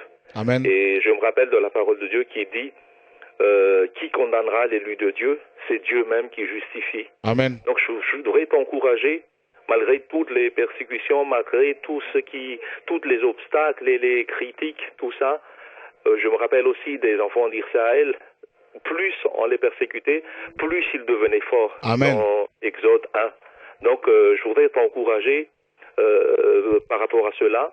Et nous, personnellement, nous avons ressenti votre amour, votre dévotion, votre simplicité dans le Christ par rapport à tout ce qu'on a vu ici le 21, par rapport à notre séjour ici en France, par rapport à tous les soins que nous avons reçus. On voyait vraiment l'Esprit de Dieu. Ce n'est pas seulement la parole, mais il y avait les actes qui justifiaient, les témoignages, l'amour et tout. Et on est encouragé, on a ressenti l'amour de Dieu et on voudrait t'encourager. Amen. Toute l'équipe, et soyez fortifiés, le Seigneur est avec vous. Amen. Et nous aussi, nous avons reçu beaucoup. Et surtout, je voudrais te partager aussi à tous qui nous écoutent là maintenant, tous qui nous suit par rapport au soutien que les frères et sœurs de Par les Nations nous ont soutenu. On voudrait dire haut et fort là que c'est le Saint-Esprit qui guide et tout ce qui a été donné, même pas un centime ne va pas entrer dans nos poches, mais ça va être pour l'œuvre. Et le Seigneur entend cela, le Seigneur nous écoute, le Seigneur nous voit, et tout va être utilisé selon ce que Jésus le veut. Et c'est pour agrandir l'œuvre, c'est pour travailler pour le Seigneur et pour semer la bonne nouvelle, la vérité à Madagascar et partout dans le monde que le Seigneur va encore nous utiliser. Amen. Et voilà, je voulais dire cela. Merci, merci. Et voilà. Merci Tanteli, merci en tout cas. On va se voir cette semaine de toute façon. Oui, de toute façon, cette semaine, on va se voir, oui. Alléluia. Alléluia. Et voilà, donc, et merci. Bon courage. Merci. Et à très bientôt. À bientôt, merci. Bonne soirée. Voilà, que Dieu soit béni. Je crois que les choses sont claires, frères et sœurs. Donc, je voudrais rassurer les défenseurs de la sainte doctrine que vous êtes, parce qu'il y en a qui peuvent être inquiets. Et ne soyez pas inquiets. Nous aimons le Seigneur, nous aimons la vérité. Nous lutterons pour défendre la sainte doctrine. Nous nous consacrerons pour défendre le message du retour à la parole, du retour à l'évangile paulien, donc l'évangile que Paul a prêché selon 1 Corinthiens 15, mes amis.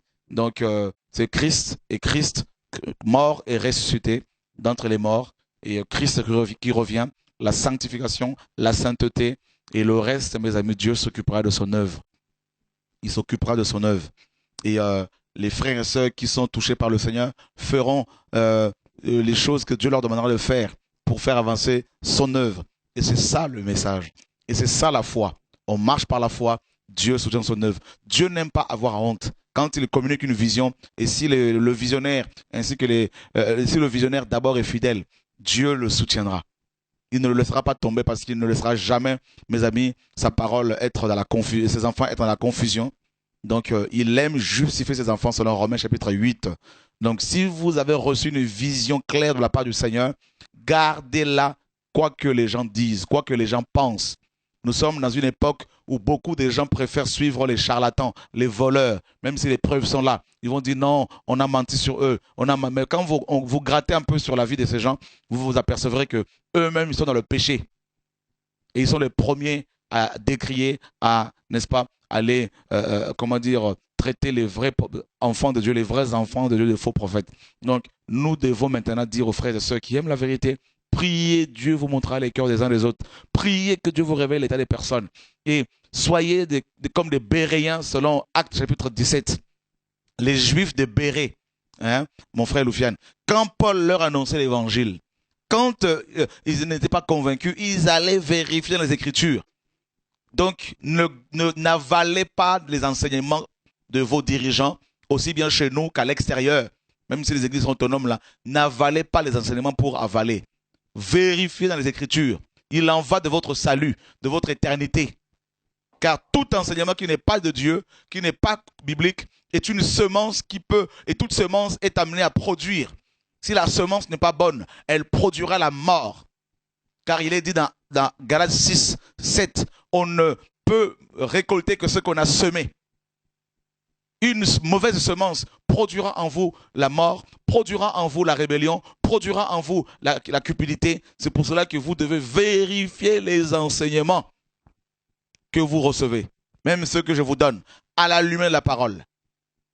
Et si ce n'est pas le cas, vous avez le droit de dire à vos dirigeants, de dire à vos anciens, de dire aux pasteurs, aux apôtres, aux prophètes, quelle que soit leur fonction, vous avez le droit de leur dire, nous ne sommes pas d'accord. Parce que la parole me dit le contraire. Aimez, ayez plus la crainte de Dieu que la crainte des hommes. Et aussi que les dirigeants aient l'humilité d'accepter que des chrétiens, des chrétiens viennent les voir pour leur poser des questions par rapport à leurs enseignements. Bah oui, c'est ça l'évangile, frères et sœurs. Et c'est que comme ça que nous pouvons véritablement avancer et être sauvés. Parce que personne n'a atteint la perfection. C'est ça l'évangile. Et c'est comme ça qu'on doit procéder. Au nom de Yehoshua, notre Seigneur et Sauveur. Que Dieu soit béni pour vos prières, pour le soutien par rapport à TV Radio de Vie, pour tout le travail que vous faites. Je sais que vous êtes de plus en plus nombreux à nous suivre de par le monde. Depuis l'Afrique du Sud, depuis les États-Unis, depuis le Canada, depuis l'Angleterre, depuis la Suède, depuis le Danemark, depuis l'Allemagne. Vous êtes de plus en plus nombreux. Ne suivez pas les charlatans. Priez que Dieu vous révèle leur cœur, car ils veulent vous détacher de nous, comme Paul disait, pour que vous soyez zélés pour eux. Vous savez, je vais vous dire une chose. Personnellement, au jour d'aujourd'hui, je ne veux plus aller chez qui que ce soit pour aller me reposer quelques jours. Mais les charlatans souvent aiment aller chez les gens qui ont des grandes maisons pour aller se reposer quelques jours avec leur famille, pour se faire entretenir. Je n'ai pas vu Jean-Baptiste aller dormir chez un couple qui avait une grande maison avec plusieurs chambres pour se faire entretenir, frères et sœurs. Non, non, non, non, non, non. Les Jean-Baptistes modernes sont dans leur désert là-bas, mangeant du miel sauvage, mangeant de sauterelles. Ils ne se font pas entretenir par des femmes, tout ça là, par des gens qui ont beaucoup d'argent. Non, non, non, non. Ils ne sont pas dans les hôtels 3 étoiles. Non, frères et sœurs. Un prédicateur qui t'exige un hôtel 3 étoiles, tu peux lui dire, écoute, d'accord, je veux te payer un hôtel 3 étoiles. Mais voilà la liste de choses que tu dois faire. Tu dois ressusciter tous les morts de ma ville. Tu dois faire marcher tous les handicapés. Si le contrat est rempli, il n'y a pas de problème. Frères et sœurs, le maître lui-même, mes amis, n'avait pas un endroit où poser sa tête. J'ai voulu inviter un chantre pour le 21. Je l'ai appelé au téléphone. Je lui pose la question, est-ce que tu demandes un cachet? Il me dit non. Frères et sœurs, je lui dis ok, il n'y a pas de problème. Alors, je vais t'envoyer un billet pour prendre l'avion pour venir. Il réside dans l'un des pays européens. Et il m'envoie son contrat. Je ne veux pas dormir. Dans le contrat, il y a des questions il m'a interdit de lui donner une chambre d'enfant. Il interdit il y avait tellement de conditions. Hein? Et l'une des conditions, c'était, comme j'ai une femme et des enfants, il faut penser aussi à moi financièrement. Car Paul a dit dans 1 Corinthiens 9 que celui qui travaille à l'hôtel mange à l'hôtel. Mais toi, tu ne travailles pas à l'hôtel, frère. Le problème, c'est que l'autel, c'était à l'époque d'Aaron. Hein? L'autel, c'est la croix aujourd'hui. L'autel, c'est l'image de la croix. Hein? Donc, moi, je n'ai pas vu Paul envoyer un contrat avant d'être invité quelque part. Je n'ai pas vu Jésus, notre Seigneur, envoyer un contrat. Vous pouvez me dire tout ce que vous voulez, frères et sœurs. Je vous dis, vous êtes des professionnels de la religion. Il faut vous repentir. Il faut revenir à l'évangile pur. Sortez-moi toutes sortes de raisons, des choses. Tout. Et pourtant, ce chanteur, je l'aimais beaucoup quand j'étais petit. Quand je m'étais converti. Je l'aimais beaucoup. Il m'a dit, il n'y a pas de contrat. Mais il m'a présenté son contrat, frère. Ça m'a fait mal au cœur. Dieu qui nourrit les oiseaux du ciel, ne peut-il pas prendre soin de ses enfants? Dans Matthieu 6, Jésus dit, ne vous inquiétez pas du lendemain. Dieu prendra soin de vous. Qui, par ses inquiétudes, peut-il ajouter une coudée à la durée de sa vie? C'est écrit dans la Bible. Sortez-moi tout ce que vous voulez. Oh non, on m'a trop mal accueilli. Voilà pourquoi il y a cette organisation. Non, frère, arrêtez de dire des choses comme ça. Si Dieu vous dit, maintenant parce que le frère disait, en plus de cela, si le contrat est honoré, là je viens. Mais maintenant, si Dieu te dit, va. Comme Dieu a donné un songe à Paul dans Acte 16, un Macédonien lui est apparu pour lui dire, va en Macédoine et viens ici en Macédoine et secours-nous. Maintenant, Paul allait demander un contrat aux Macédoniens. Il allait faire un contrat aux Macédoniens pour leur dire, écoutez, il faut me trouver un hôtel, il faut absolument me nourrir bien comme il faut, parce que c'était comme ça aussi dans le contrat. Il faut s'occuper de moi, il faut me penser à moi financièrement parce que j'ai une famille à nourrir. Mais mes amis, on est arrivé où? On est tombé où? Et quand nous organisons des réunions de réveil comme ça, il y en a qui disent c'est Babylone. Regardez-moi la confusion dans laquelle les gens sont. Ils sont dans Babylone et ils pensent que des réunions comme ça, c'est Babylone. Mais c'est la confusion. Nous sommes à l'époque de Sodome et Gomorrhe. C'est la confusion. C'est comme à l'époque de Ninive, frères et sœurs. Les gens ne savent même plus faire la distinction entre leur main gauche et la main droite. Quand il y a des manifestations des démons comme ça qui sont chassés, on dit non, on expose les gens. Regardez-moi, mais dans la Bible, vous lisez qu'il y a eu des délivrances publiques. Mais dans ce cas-là, arrachez ce verset. La confusion est dans la tête de beaucoup de gens. Frères et sœurs. Je vous dis, je veux de plus en plus crier. De plus en plus parler. Parce que je ne cherchais pas à avoir un ami. Je ne cherchais pas à être invité dans une église locale. Je ne cherchais pas à avoir de l'argent. Je ne cherchais pas le succès. Je ne cherchais pas d'amis. Je ne cherche même pas que tu m'applaudisses. Que tu m'élèves. Je ne cherchais même pas à être connu. Ça ne m'intéresse pas.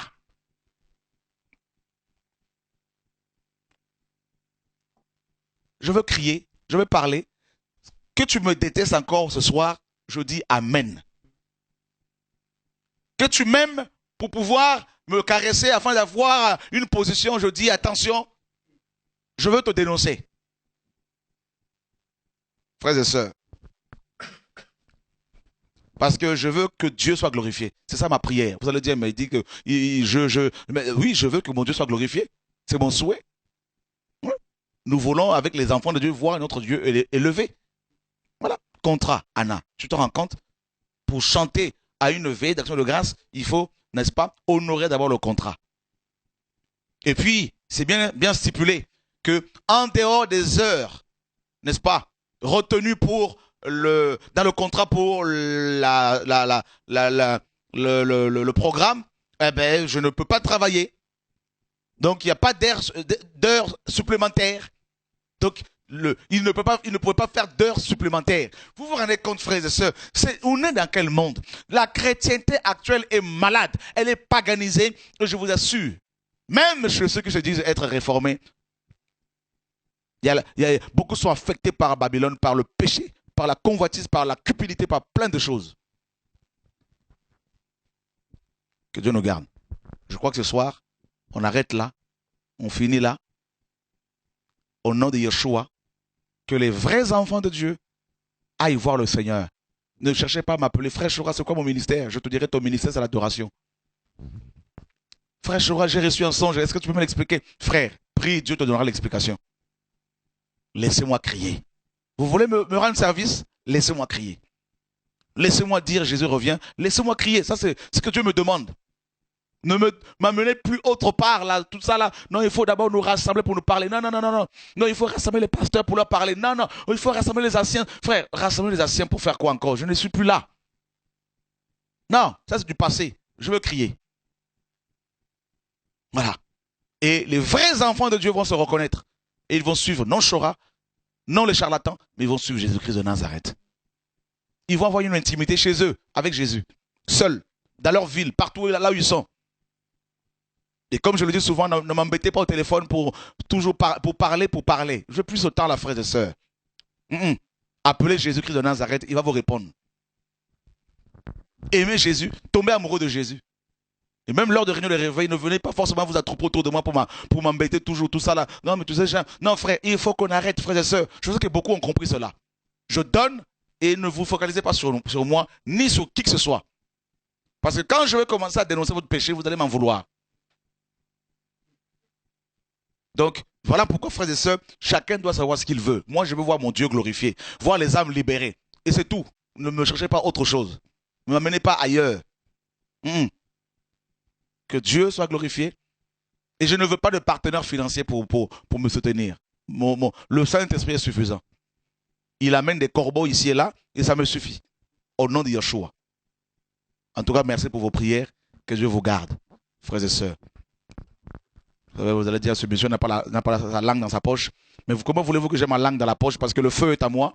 Et quand la langue est à l'intérieur, ça brûle. Donc il faut que ça sorte. Oui, il faut parler. Il y en a qui vont dire, non, mais il n'est pas sage. Mais la sagesse pour vous, c'est quoi? La sagesse crie. La femme d'un pasteur m'a dit, mon mari dit que c'est la vérité ce que tu prêches, mais les pasteurs ne peuvent pas venir à des réunions de réveil parce qu'ils disent que tu parles trop des pasteurs, mais je ne parle pas que trop de pasteurs, je parle de tout le monde, frères et sœurs. Mais les vrais pasteurs doivent se reconnaître dans le message et dire, voilà, c'est la parole.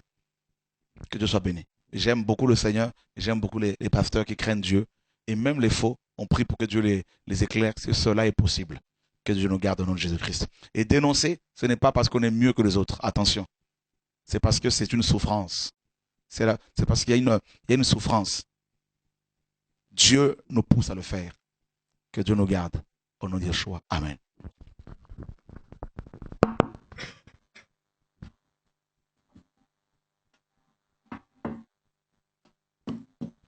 Le son est coupé, hein.